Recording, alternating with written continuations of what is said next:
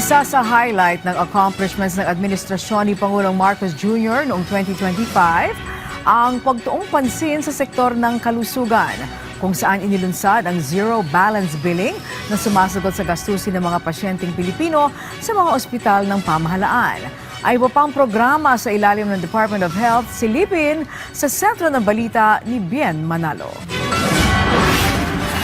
Ginagawa natin lahat para matulungan kayo na magpapagaling at lumakas. Itinuloy na po natin ang zero balance billing. Libre po. Ibig sabihin, ang serbisyo sa basic accommodation sa ating mga DOH na ospital, wala nang babayaran ang pasyente dahil bayad na ang bill ninyo.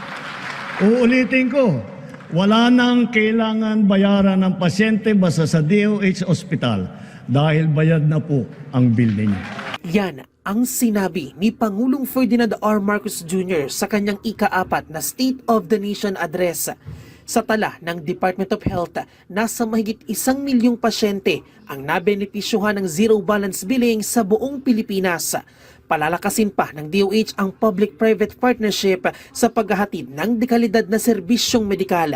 Bahagi nito na mapababa pa ang out-of-pocket expense ng mga pasyente at dagdagan pa ang benepisyo ng PhilHealth.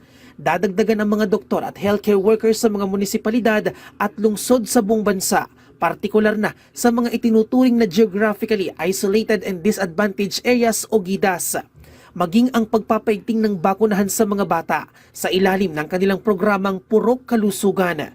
Target din ng Health Department na palakasin ang healthcare workforce ng Pilipinas sa pamamagitan ng pagdaragdag ng mga benepisyo, sahod at pagbibigay ng career development sa mga health professional. Ang plano ko sa 2026, maisama ko na rin yung level 3 at level 2 hospitals ng local government units. Mas marami yun.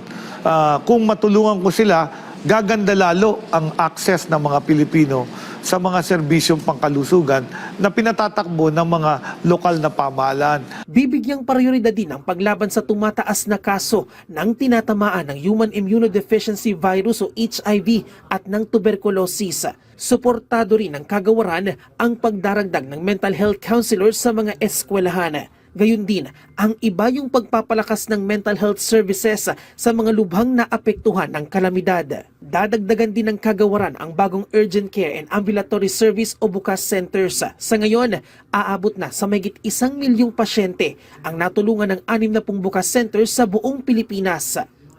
Mahigit 300 bilyong piso ang hinihinging pondo ng Department of Health para sa 2026.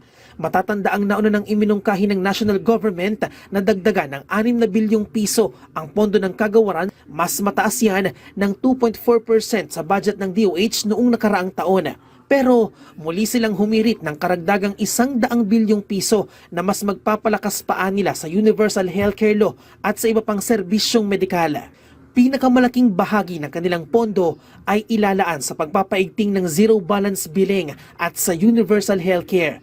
Maglalaan din sa mga attached agency nito at mahigit 53 billion pesos ang mapupunta sa PhilHealth na siyang pinakamalaki.